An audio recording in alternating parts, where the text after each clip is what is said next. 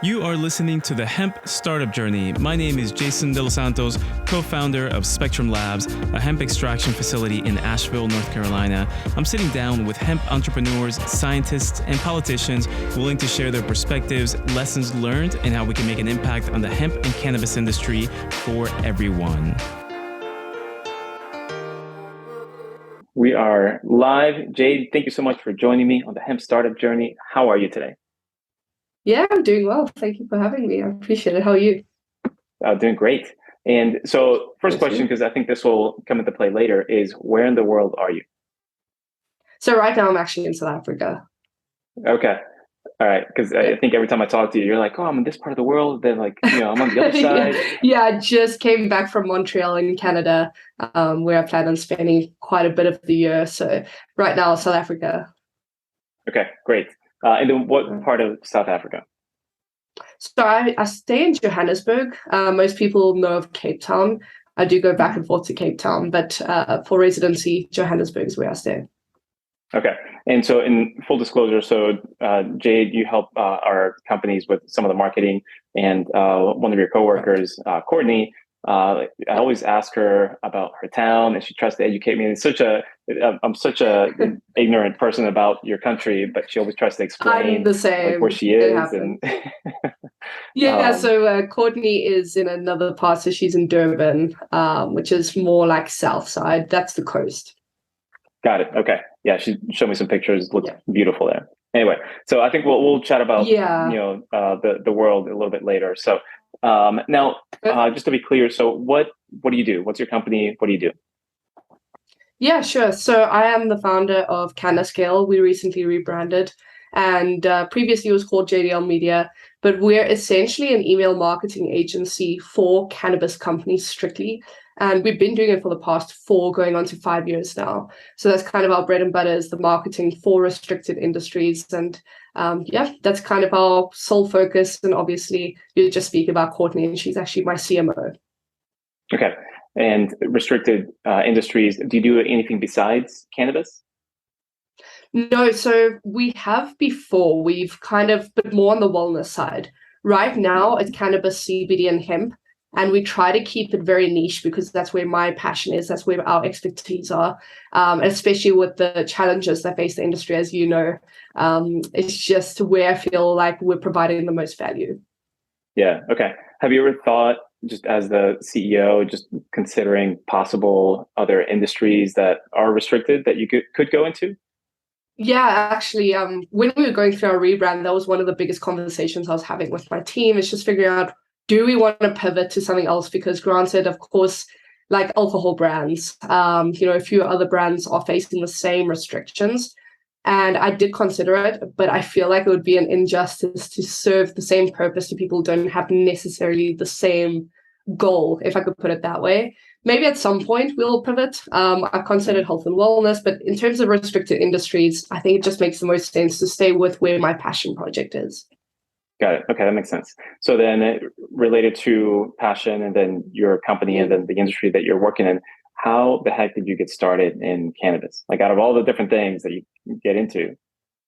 It was almost not necessarily a mistake. So if I go back to where it really started, my family's always been very involved. My mom and father have always grown their own weed. And so it was more a self-smoking kind of thing. But the reason they started is because my mom actually got cancer. And this was when I was about 13, 14. So it was a young age. But she got cancer, and it was the only thing that she was using to kind of help her through it. And then likewise, when I was about 16, I came down with really terrible mental health issues. And I got fully addicted to antidepressants. And they were causing way more harm than they were doing good. So I figured, I needed to get myself off of them. And my mom actually put me onto my uncle's CBD oil that he was making. And at the time, I remember thinking, this is the only thing that's helping me. I don't really understand how companies are not, how I don't know where to buy it, first of all, why I can't buy it, and why it's just not being used. Obviously, you go to a doctor, the first thing they do is hand you a pill. So that was one of the biggest moments for me. And when it came to it, that was obviously my passion. I knew that it was helping me. I knew that it was helping my mom. So it was in the back of my mind. And at some point, I started freelancing, a few years ago. And one of the first clients I had by chance was a CBD company in Germany. And the owner really liked me. And eventually I figured maybe this is what I should focus my attention on. I know it really well. And that's when I really pivoted and focused on it entirely. So in a way, it was a mistake, but it had always been part of my life, if that makes sense. Okay. Yeah, that makes a lot of sense. And then in South Africa, what's the regulation like for hemp and cannabis? So at the moment, it's progressing quite a bit. There are a few companies popping up now, and there's a few companies internationally that do stock their products at health and wellness stores, and my homeopath actually has a few. But in terms of legislation, right now, as far as I know, we only work with international companies, so excuse if I'm mistaken. But right now, it is only legal for home grow and home use. You cannot sell it unless obviously you have some kind of permit or some kind of exception. But getting licensing here is extremely difficult from what I've heard through the grapevine. And my father is still very heavily involved in the licensing process. So that's kind of where I feed off of a lot of the information. So it's not the best and it's not the most permitting industry at the moment here, but it is evolving as it is everywhere else, I suppose. Okay. It's such like you mentioned something, it's such an interesting world that we live in that this is a good thing. Like, you know more about cannabis and hemp in other countries than in your own country. That's crazy. Yeah. That's I know it's quite bizarre. I always it's pity. It is a pity that I don't know much more about here because it's obviously been a little bit slower in the process. But at the same time, I'm kind of hoping that does help in the end because I'm learning a little bit more about progressing markets and the more evolving markets that hopefully I can apply the same knowledge here. But yeah, it's a bit of a weird world that we live in where it's a bit different. Yeah, and obviously the pandemic accelerated a lot of that, right? Just in being able to, or trying to figure out who you can work with and people in different countries, and like companies like Upwork surged like crazy. Exactly that. Yeah, that's exactly where we actually started, was almost in the midst of the pandemic. So 2019 Jan is where we officially registered and everything. And then of course 2020 was kind of where everything really took pace because everyone was looking at online options. So hence the pivot to different industries different industries, different countries. Yeah. Okay. And so then you have a deep connection to this plant and the industry because of what the use of, or your mother using it and yourself using it. Correct, and so I think that takes a bit of a different perspective, right? As opposed to just making money with the thing, which is okay, right, for people's perspective, but you have an emotional attachment to it. So then let's talk about your thing. So marketing and customer acquisition, just at a high level for the industry, like what are the different ways that you can acquire customers? Like whatever comes to mind, like what are we seeing? So in this industry, as you know, it's so difficult. I'll start with the bare basics that I see most commonly and that we actually used to do as an agency. So of course, social media is the first one that everyone jumps to. It's the best way for organic. The only issue is that it's obviously pay to win, and in this industry, you can't pay to win. So it's a little bit restrictive, but that is one of the ways. And, kind of pivoting off of that point, there's a few different things that people can do and that people do actually do to get that attention and get new customers. Number one is obviously putting out different content that is educational, content that catches the eye, content that organically grows because it's interesting. The second thing is influencers. So there's couples, I put it under the same category because that's almost exactly what it is. So a lot of ways that people can get customers is influencers. Obviously with different platforms emerging like TikTok, it's becoming more and more popular to use influencer generated content because it's kind of an intelligent way to use someone else's platform that's not so restricted. So there's a lot of ways that people do it and it works just in a certain way. Sometimes it doesn't, sometimes it does. That's kind of the pitfall of relying on influencers, right? One of the other ways is banner ads. So that's more pragmatic marketing. A lot of people take that method. It's just difficult to track. But getting banner displays on podcasts or on websites, news websites, et cetera, a lot of people go that route.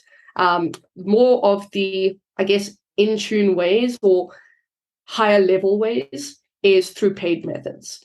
So that is lead generation, of course. That is utilizing B2B relationships and getting onto their lists, or utilizing their lists to generate attention to yours. Likewise, using lists, or rather, buying lists to acquire new customers and then advertising to them. There's a lot of legal background to that and a lot of complications to that, but it works. Then obviously paid advertising, some people do it through a little bit more of the sketchier ways, getting on websites that are not so restrictive. So I would say those are the main ways of acquiring new customers. The olden ways still work. If you're a brick and mortar store, I hear from a lot of our clients that are brick and mortar, frankly, foot traffic is still doing incredibly well, especially now that people are out and about. And then obviously the second way, word of mouth. I hear this more and more, and I think this is a very underrated method of getting new customers, is word of mouth, and just having a decent enough brand that people are willing enough to refer you to a friend. I think it's a very underrated thing, and it's something you emphasize a lot with your company, working with you. Your customer support is number one. You really put your customers first, and from that, they feel valued, and they obviously refer you over to someone else. So I'd say at a high level, those are the bare basics to get new customers. Okay. And then just for clarification, anyone who's listening, so one of our brands is Oliver's Harvest, and so that's who Jayde and her team work with, and it's such a big deal because there are so many different companies out there, right? Like there's no shortage of CBD companies, whether it's in your local area or online, and there's got to be a way to differentiate yourself. And just on that point, what I was going to say is that that's one of the ways that we differentiate ourselves is just fast customer service and replying to folks. If we ever make a mistake, let's say shipping the wrong thing or something doesn't arrive on time, we try to be quick with that turnaround because there is a great opportunity when somebody's upset. Right? I think I used to see it as like, oh man, somebody's really ticked off and like we're going to lose this customer. And it's you figure it's one of the best ways to make a lifelong customer when you screw up. They're already emotionally at a high state and they're pissed off. And if you change their world by giving them amazing customer service, like, they will completely love you forever. So we don't screw up on purpose, but we do try to take advantage of those situations. Yeah. So then with, let's say that, let's start at a base level. Let's say that you're a starting company in hemp CBD, and maybe we're not ready to start working with a company like you. Like, what are one or two ways that you can get started in acquiring customers? Yeah, sure. I think one of the ways that I've found is very underrated. And, I just want to clarify this because it kind of adds to it. One of the things that we do when we speak to potential clients is we just do not bring anyone on who's too small or who we don't think we can get results for.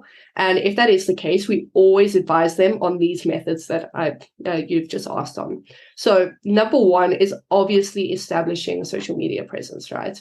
But everyone's doing that. It's a very much a saturated market. And so the best way to go about it is to do something different off of the bat, whether that is in your products. Everyone's kind of offering the same kind of products. So are you competitive enough in your pricing? Are you competitive enough in your branding? Is it eye-catching?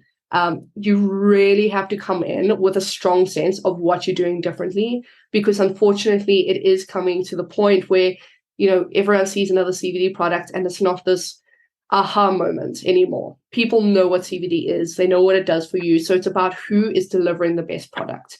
So obviously establishing that is most important. But in terms of the marketing itself, social media is free. Just set up an account, start putting out content. Most people will say the exact same thing, just start putting things out.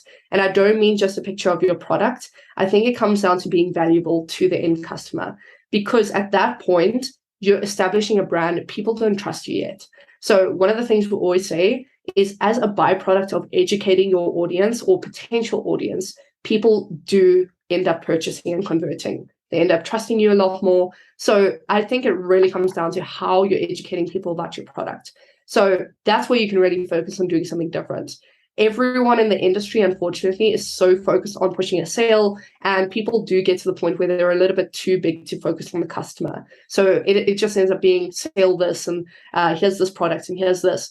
Whereas if you take a step back, provide some genuine knowledge, provide some kind of content that is eye-catching, something beneficial, people will latch onto that and they'll remember that. Whether that's video, and that's one of the things as well. I think focus on video. It's the best way to get organic traffic, and I mean this on every platform: TikTok, Instagram, Facebook. The other thing is you're going to have to do a lot of the legwork and labor to go and literally scrape these people, get them to care about you. So you have to be the first one to make the move and engage with them. It's very unrealistic to expect someone to message you first or reach back to you. It just doesn't make sense as a starting company or a company with low budget. So you really have to be a little bit aggressive. And maybe it is not the best method, it's not the most morally inclined, but like I said, companies get to a point where they're too big to focus on the customer. So if someone else, another company comes in and reaches out to that same customer, they're going to be thinking about who cares about them more. So that's another option. Going into Facebook groups, answer questions about CBD. I cannot tell you how many organic customers we used to get for our clients just by going into Facebook groups that were related to CBD. So CBD oil users UK, CBD oil users Denver, wherever it is, and actually communicating with the community. See what kind of questions people are asking and start answering those in the content you're putting out. Plus start answering them in the group. And as a byproduct of that, they're going to wonder where you're getting this information from, and obviously see that you're part of a company or you own a company. So I think that's the best way, honestly, is organic and doing the legwork. Once you get to that point, is obviously being a little bit more intelligent about where you're marketing and how you're marketing, if that makes sense. Yeah. Okay. Great. Awesome. I like that. Basically, just providing value to people on social. And it is a slow trickle, right? Like you're not going to get your first sale in the first day, or who knows, might take weeks. And then that you mentioned a couple of things about differentiation. Do you see any part of the industry or any customer segment that maybe might not be served to? Because it seems like to me that most of the CBD companies that I see, especially when they're selling Delta 8 and Delta 9, they cater to the younger generation. And the different offshoots based off of that. There are a lot of companies that have this very much like cannabis inspired, marijuana type of like, hey, like completely in your face, bright colors and whatnot. And then some other ones that are more professional. But do you see any type of segment that maybe is underserved? Yeah, actually, I think it's a really good question. And it's tough to answer because obviously everyone's doing similar things just with different types. One of the things, and maybe it's a little bit too scientific or a little bit too direct, is nanotechnology. That's one of the things that I've noticed pick up a lot in pace. And one of the other things is I think people need to try and niche down a little bit. It doesn't necessarily stop them from acquiring other customers.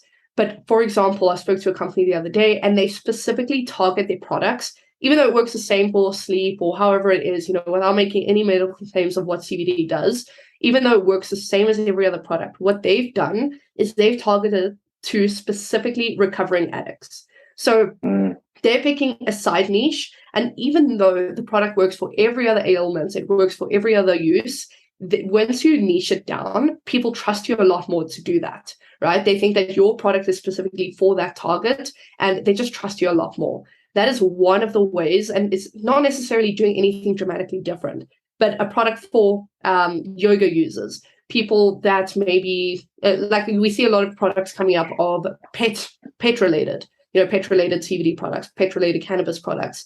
The reason people are doing that, quite frankly, is because the niche down areas are not being focused on. It's just general ailments. If you think about the big players in the industry, that's what they're doing.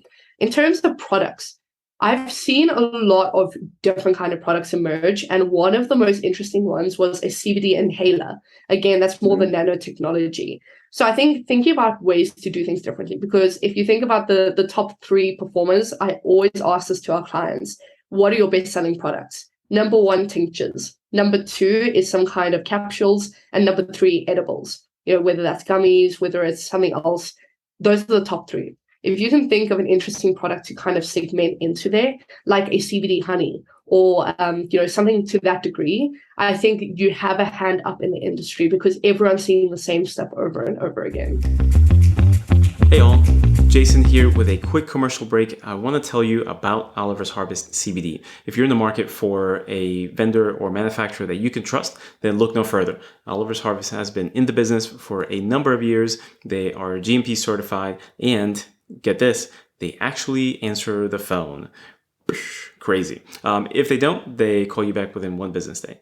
Beyond that, if you're looking for, let's say, private label opportunities, so you want to carry your label or your brand on a hemp product, if you are looking for wholesale opportunities where you're selling the Oliver's Harvest brand in your store, online, or brick and mortar, if you are looking for drop shipping so that you don't want to touch the physical product and you just want to sell it on a website somewhere, or even if you have some crazy idea and you want somebody to figure out how to put it together for you, then Oliver's Harvest does custom formulations as well. So the minimums are usually very low, depending on the product that you're interested in. And for products that are in stock, they ship within one business day after your account is set up. So very easy to work with. They have a wide selection of different products for you.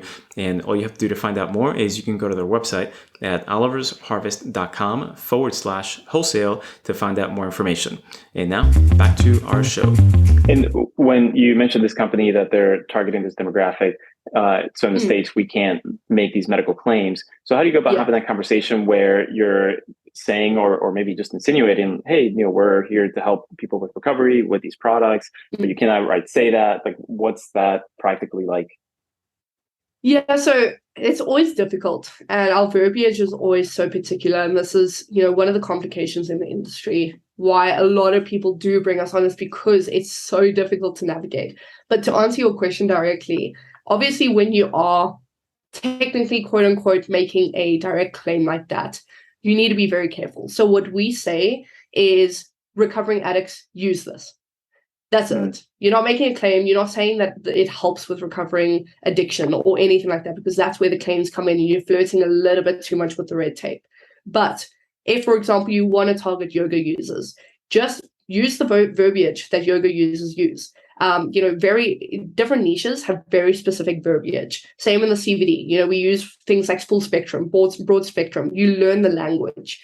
When you start applying the language to the niche that you're focusing in, that starts to apply and people do pick up on it. If you want to make a direct branding association with a different niche or a pivot, what it comes down to is obviously saying things like yoga users use our product, or a great supplement for yoga users. You're not saying this product helps yoga users' joints, or this helps your body recover. There's no claims. You're just saying this product is for this specific type of person. And you can find different ways to word it. You can be really, really clever. And that is one of the things you can use to differentiate yourself as well.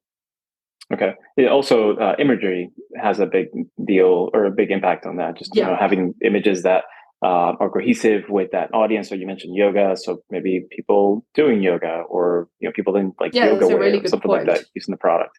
Yeah, it's a really good point. Honestly, imagery it speaks, that old saying of an image speaks 1,000 words. It really does. So obviously, if I go to a website and I see their banner is immediately people doing yoga, and then I see someone holding a product, I'm like, okay, I know exactly who this product appeals to and who they're trying to target. So that's a very good point. I think images are important. Same with the branding. If you do want to niche down, think about the way you're branding your product. Is it light green? Is it like a very holistic color? Is it a calmer color? Is it a color that appeals to pets? Things like that. Different colors have different associations with different niches. What do you make of, switching gears, what do you make of SEO? So yeah, this is actually something I haven't mentioned yet. I think SEO has a lot of value. I have never been fully involved in SEO, and I think it's a very slow process. Unfortunately, I am very analytically inclined. My team is the creative side, I'm the analytical side. So I look at things and I try to reverse engineer them, and I like to see that things are matching up with numbers. So, for example, the email marketing. Send out an email, you see exactly what revenue is generated from it, and you see which users opened it. You can really start pinpointing what's working, what's not.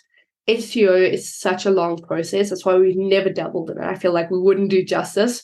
And yeah, it's a tricky one. I'm not too sure what to make of it, which is kind of ironic because I'm in the industry. I've been in the industry. I think it does have value though. I've seen great companies do even greater with great SEO. I've seen great companies do even worse with worse SEO. So it really comes down to, I guess, who and how you're utilizing SEO. But yeah, I mean, what do you think of it? Well, it's one of those things where it's a weird space where you almost have to say, I'm going to invest in this for the next 12 to 24 months and see what happens. And so at first it seems like throwing spaghetti on the wall and see, okay, well, people are responding to this. So I've sometimes gone into it and then backed away because, naturally in any business, you have all these different things you have to pay attention to. And SEO is very much you have to be very patient and stick to a strategy when sometimes you don't know if that strategy is going to work for months. Yeah, I mean, that's the issue. And the other side of it as well is, I don't know whether it's just me that doesn't grasp it, but it seems so complicated. I wish there was a simpler way to understand SEO. No, okay, step by step, this is what I need to do, and this is the result I will see. But it seems very in the air. And that's obviously, I'm more of a solid analytical, if this happens, this will happen. So it is very difficult for me to grasp. So I wish there was a simpler way to do it. I think the way that I think about SEO is some sort of research, and there are a bunch of tools out there like Ahrefs, SEMrush, and there are a million different ways to analyze. Here are some potential keywords that we can go after. And one of the ways that I recently learned about tracking SEO before you see actual results is, are you gaining some sort of position based on your keywords in Google, right? You might not be like in the top 10, right? Because that's a huge challenge, especially in this industry. Absolutely. But are you getting any of your keywords on there? And then over time, you should be getting more and more keywords and building it. And so then that's some success, at least that you're being recognized in a way. And then there's a different challenge, of course, to get it to the first page, which is, man, it is highly competitive in this industry. So competitive. I mean, so competitive. One of the tools that we actually used to use is it's a tool called Keywords Everywhere. It's actually a free tool. Yeah. And it literally tells you, if you go onto Google and you search CBD, it tells you on the right which are the keywords associated with that. And one of the ways that we've been working with another company and their SEO guy is, a lot of the time, all you have to do is start writing blogs to that keyword, obviously, have a lot of backlinks. So, making a very clear image is just blogs, number one. Number two, backlinks. Number three, one of the things that is interesting in a strategy that they're starting to test out is having a blog page that is actually hidden. So it's not published. And they're still writing blogs on there that are making the claims, et cetera, et cetera. So if you're searching CBD for XYZ, it comes up, but it's not actually on your website. You're not being flagged for it. So just a little tidbit if anyone wants to try that. I've seen that from some of the big, like top 5 or so companies. They have exactly what you're saying. They have a blog website, and the articles are very well written, and then inevitably they link to their page, but they can make the claims, but then they're not associated with the public facing company. So they don't have to deal with the restrictions of that. So then let's see, with looking forward a little bit, do you have any insight that you want to share about where you see the industry going? Whether it's regarding cannabis, like legal cannabis, or hemp in general, like where do you see things moving in the next year to 2 years? Yeah, sure. So I think I probably share the same insight as everyone else. I wish I had more of an individual outlook on what could happen, but I think definitely legislation is seemingly decreasing a lot more in terms of restrictions, which is great. But the other issue that poses is a lot more saturation in the market. So I think one of the things that's going to happen is, and this is more on the company side, saturation, of course. Competition is going to rise. The second thing that's going to happen on the audience side of things, or the customer side of things, is definitely a lot more sophistication in buying. That's why differentiating yourself at this point is very important, because at that point, I think a year or 2 years down the line, I think it's going to be very commonly used, and it already kind of is. So differentiating yourself, very, very, very important. And end customers are a lot more sophisticated than we think. The smoke is gone. People know what is happening in the industry. People know what the product does. So it comes down to we can't use it as a selling point anymore. So that's the second thing. Now, in terms of the plant itself, I personally feel a lot of excitement around it. Obviously, I'm coming from a country where it is a lot more restricted, which is why I feel that excitement, because I know what it's like to have those restrictions. So what I think is going to start to happen is we're going to see it play a lot more of a role in medicine, obviously, a lot more of a role in hospitals and your regular doctors' rooms, et cetera, et cetera. It's not going to be this taboo thing. It's not going to be just restricted to homeopaths. But that's obviously going to pose a lot of issues to pricing. I have a big, big worry about where pricing is going to go, and the competition with pricing is going to rise, obviously. So it comes down to who's manufacturing the product, how they're manufacturing it, and whether it is trustworthy and whether the pricing is competitive. So that's more on a macro view. I think that the plant is going to become a lot more socially acceptable, a lot more acceptable in terms of products, beds being made out of hemp. We're already seeing it, shoes made out of hemp. I think it's going to take that positive turn, and we're going to see a lot of opportunity there, not just as a business, but just as a consumer market of what we can get access to and how much we can have access to. Interesting. Okay. We're coming up in the last few minutes here, but I can't let you go. You've mentioned differentiation a few times. I got to get back to that. So if you are, let's say you're a new company and you see the landscape, all these different companies that are giant and then small, and they seemingly look the same to somebody that's new. Like, how do you start thinking about differentiation? Like, I'm starting out, like, man, like, what can I do differently? Like, how do you think about that?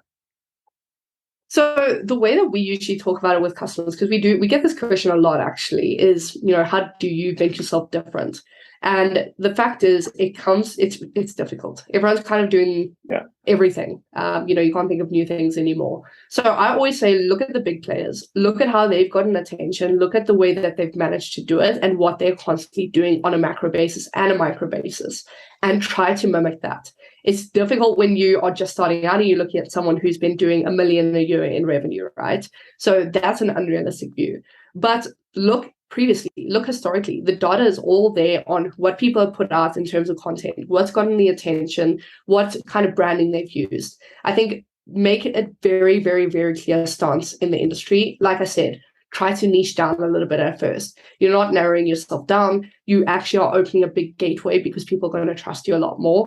And in terms of differentiating yourself and how you market yourself, I think make use of videos, make use of education, make use of just being transparent. I think that's actually the biggest thing. A lot of companies are talking about, hey, we have this product, we have this, and it does this. No one is talking about the transparency behind the company, why they're doing what they're doing, how they're doing that, the behind the scenes. Everyone's very quiet about that side of things. I think if people are a lot more open about that, that will be a big differentiating factor.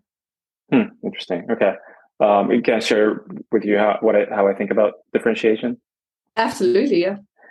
So this is completely unhealthy, and I would not recommend it to most people. But I think, having gone through this a few times, I feel like and maybe this is just for my personality, I feel like you have to obsess about it to a certain extent. Yeah. Is okay, like, here's who we are, and not that you have to delay getting started or doing the thing, but you almost have to say, okay, we're going to figure out how to have a point of differentiation and just obsess like crazy. And that means looking at the other company, like studying it, like setting time aside to study what are the other companies doing.